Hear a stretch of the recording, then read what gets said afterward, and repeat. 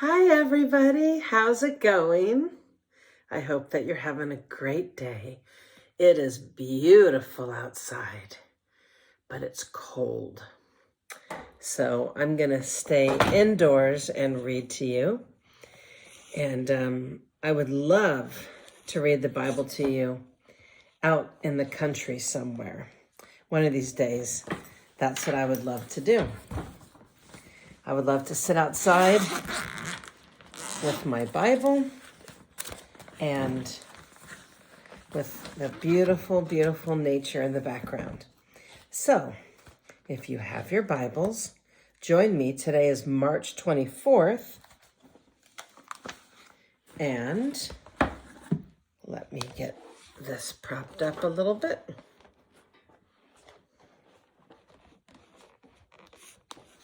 Let's see here.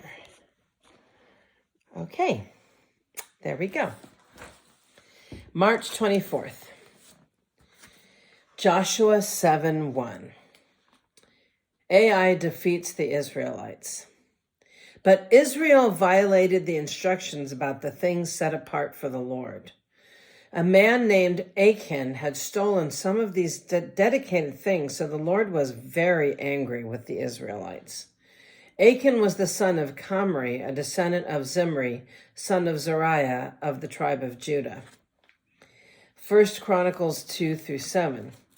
The son of Carmi, a descendant of Zimri, was Achan, who brought disaster on Israel by taking plunder that had been set apart for the Lord. Joshua 7:2-15. Joshua sent some of his men from Jericho to spy out the town of Ai, east of Bethel near Beth Aven. When they returned, they told Joshua, "There's no need for all of us to go up there. It won't take more than 2,000 or 3,000 men to attack Ai. Since there are so few of them, don't make all of our people struggle to go up there." So approximately 3,000 warriors were sent, but they were soundly defeated. The men of Ai chased the Israelites from the town gate as far as the quarries, and they killed about 36 who were retreating down the slope. The Israelites were paralyzed with fear at this turn of events, and their courage melted away. Joshua and the elders of Israel tore their clothing in dismay, threw dust on their heads, and bowed face down to the ground before the ark of the Lord until the evening. Then Joshua cried out, "O sovereign Lord, why did you bring us across the Jordan River if you're going to let the Amorites kill us? If only we had been content to stay on the other side. Lord, what can I say now that Israel has fled from its enemies? For when the Canaanites and all the other people living in the land hear about it, they will surround us and wipe our name off the face of the earth. And then what will happen to the honor of your great name?" But the Lord said to Joshua, "Get up. Why are you lying on your face like this? Israel has sinned and broken my covenant. They have stolen some of the things that I commanded must be set apart for me. And they have not only stolen them, but they have lied about it and hidden the things among their own belongings. That is why the Israelites are running from their enemies in defeat. For now Israel itself has been set apart for destruction. I will not remain with you any longer unless you destroy the things among you that were set apart for destructions. Get up, command the people to purify themselves in preparation for tomorrow. For this is what the Lord, the God of Israel, says. Hidden among you, O Israel, are things set apart for the Lord. You will never defeat your enemies until you remove these things from among you. In the morning you must present yourselves by tribes, and the Lord will point out the tribe to which the guilty man belongs. That tribe must come forward with its clans, and the Lord will point out the guilty clan. That clan will then come forward, and the Lord will point out the guilty family. Finally, each member of the guilty family must come forward one by one. The one who has stolen what was set apart for destruction will himself be burned with fire, along with everything he has, for he has broken the covenant of the Lord and has done a horrible thing in Israel. Joshua 7:16 through 26. Achan's sin. Early the next morning, Joshua brought the tribes of Israel before the Lord, and the tribe of Judah was singled out. Then the clans of Judah came forward, and the clan of Zerah was singled out. Then the families of Zerah came forward, and the family of Zimri was singled out. Every member of Zimri's family was brought forward person by person, and Achan was singled out. Then Joshua said to Achan, "My son, give glory to the Lord, the God of Israel, by telling the truth. Make your confession and tell me what you have done. Don't hide it from me." Achan replied, "It is true. I have sinned against the Lord, the God of Israel. Among the plunder, I saw a beautiful robe from Babylon, 200 silver coins, and a bar of gold weighing more than a pound. I wanted them so much that I took them. They're hidden in the ground beneath my tent, with the silver buried deeper than the rest." So Joshua sent out some men to make a search, and they ran to the tent and found the stolen goods hidden there, just as Achan had said, with the silver buried beneath the rest. They took the things from the tent and brought them to Joshua and all the Israelites. Then they laid them on the ground in the presence of the Lord. Then Joshua and all the Israelites took Achan, the silver, the robe, the bar of gold, his sons, daughters, cattle, donkeys, sheep, goats, tent, and everything he had, and they brought them to the valley of Archor. Then Joshua said to Achan, "Why have you brought trouble on us? The Lord will now bring trouble on you." And all the Israelites stoned Achan and his family and burnt. Oh God, this is pretty harsh. Then all the Israelites stoned Achan and the family and burned their bodies. They piled a great heap of stones over Achan, which remains to this day. That is why the place has been called the Valley of Trouble ever since. So the Lord was no longer angry. Wow. Whew, that's pretty serious. You know, from an earthly perspective, it didn't sound like what Achan did was that bad, taking stuff that we wanted for ourselves that seemed, I'm sure we've all done stuff like that. When something was supposed to be destroyed and you take a little bit of this and a little bit of that. Like how many people have taken, stuff from the office, soap pod from the salon,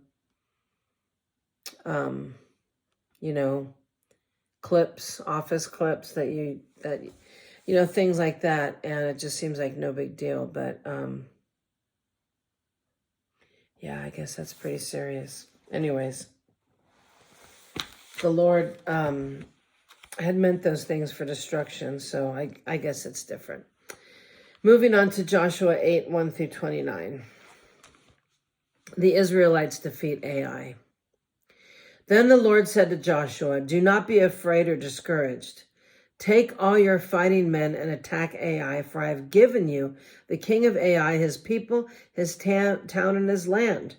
You will destroy them as you destroyed Jericho and its king. But this time you may keep the plunder and the livestock for yourselves. Set an ambush behind the town." So I guess that's different than Achan, because the Lord had sent those things aside for destruction. So they were already destroyed in God's eyes. So Joshua and all the fighting men set out to attack Ai. Joshua chose 30,000 of his best warriors and sent them out at night with these orders: hide an ambush close behind the town and be ready for action. When our main army attacks, the men of Ai will come out to fight as they did before, and we will run away from them.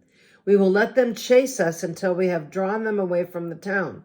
For they will say, "Well, the Israelites are running away from us as they did before."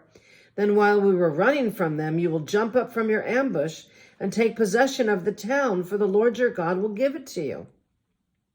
Set the town on fire, as the Lord had commanded. You have your orders."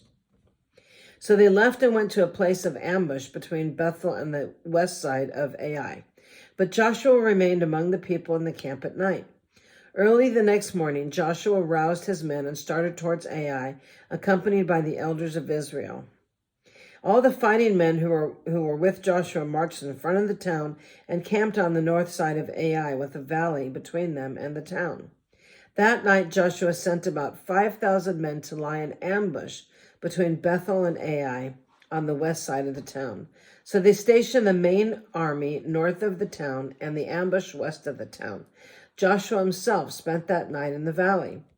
When the king of Ai saw the Israelites across the valley, he and all his army hurried out early in the morning and attacked the Israelites at the place overlooking the Jordan Valley.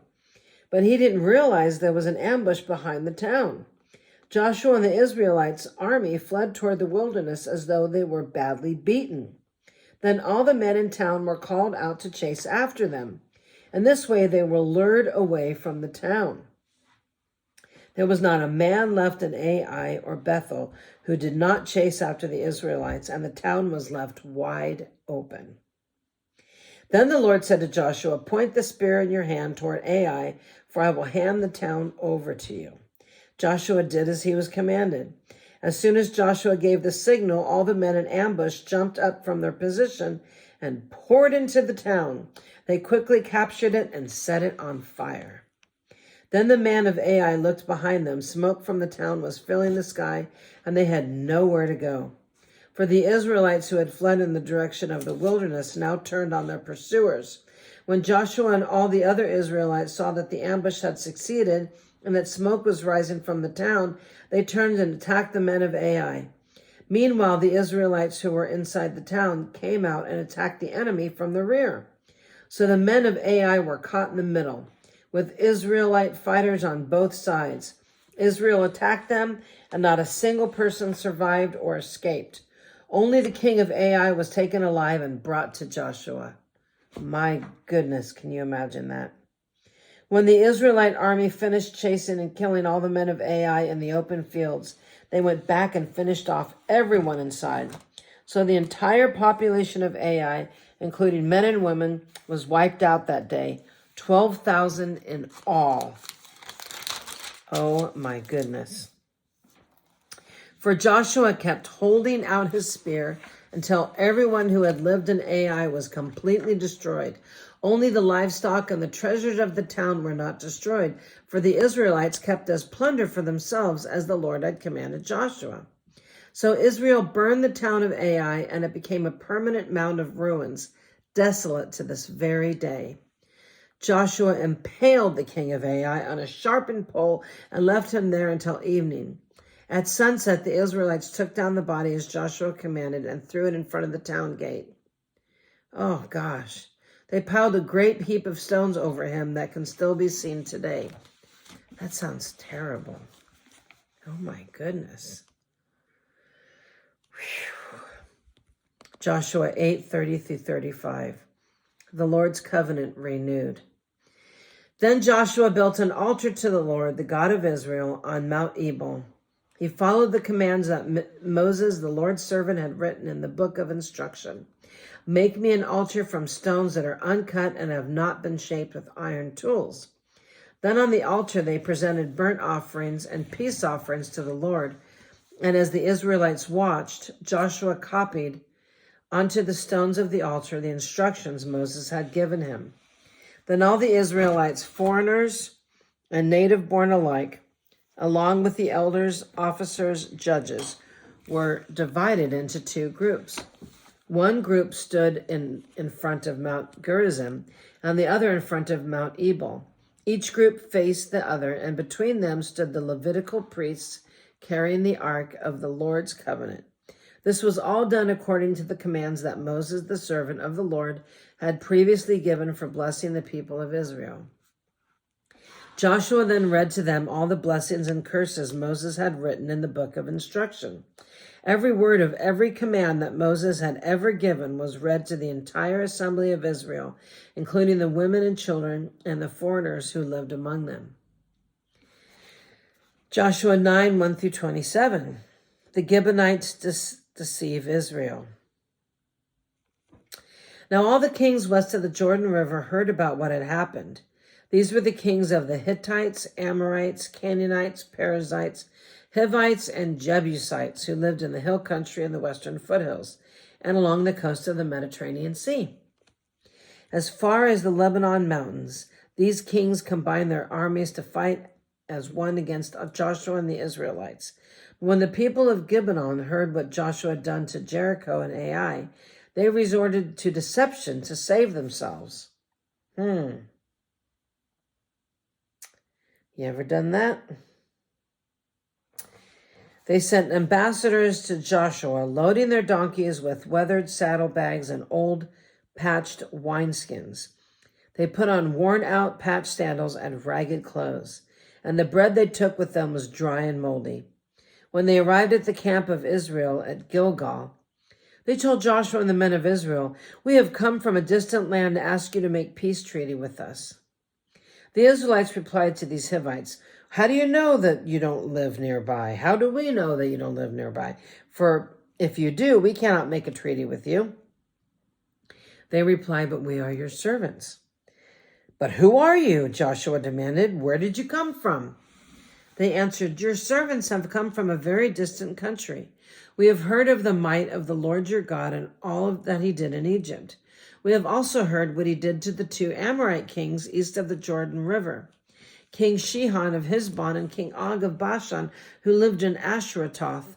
So our elders and all of our people instructed us, take supplies for a long journey. Go meet with these people of Israel and tell them, 'We are your servants. Please make a treaty with us.' This bread was hot from the ovens when we left our homes, but now, as you can see, it's dry and moldy. These wineskins were new when we filled them, but now they are old and split open, and our clothing and sandals are worn out from our very long journey." So the Israelites examined their food, but they did not consult the Lord. Oh boy, big mistake. Then Joshua made a peace treaty with them and guaranteed their safety, and the leaders of the community ratified their agreement with a binding oath. 3 days after making the treaty, they learned that these people actually lived nearby. The Israelites set at once to investigate and reached their towns in 3 days. The names of these towns were Gibeon, Kiproth, and Beeroth, and Kiriath Jearim. But the Israelites did not attack the towns, for the Israelite leaders had made a vow to them in the name of the Lord, the God of Israel. The people of Israel grumbled against their leaders because of the treaty. But the leaders replied, "Since we have sworn an oath in the presence of the Lord, the God of Israel, we cannot touch them. This is what we must do. We must let them live, for divine anger would come upon us if we broke our oath. So let them live." So they made them woodcutters and water carriers for the entire community, as the Israelite leaders directed. Joshua called together the Gibeonites and said, "Why did you lie to us? Why did you say that you live in a distant land when you live right here among us? May you be cursed. From now on, you will always be servants who cut wood and carry water for the house of my God." They replied, "Well, we did it because we, your servants, were clearly told that the Lord your God commanded his servant Moses to give you this entire land and to destroy all the people living in it. So we feared greatly for our lives because of you. That is why we have done this. Now we are at your mercy. Do to us whatever you think is right." So Joshua did not allow the people of Israel to kill them. But that day he made the Gibeonites, the woodcutters, and the water carriers for the community of Israel and for the altar of the Lord, wherever the Lord would choose to build it. And that is what they do to this day. Wow. Whew, so much drama. You know, people lying, people cheating people getting killed, and just so much drama. And it's like that today with our own lives, you know. If we do what is right, if we do what God commands, our life is successful and peaceful. It just seems that way back when the Israelites were walking with the Lord, and today. Our life is better if we just do what God tells us to do. Well, I know it's not easy because we are in the world, but we're not supposed to be of the world. And it's very difficult. But that's okay. We can do it with the Lord's help, with the Holy Spirit. Well, thanks for being here tonight. I hope you have a great night, and I will be back tomorrow. I hope you are too.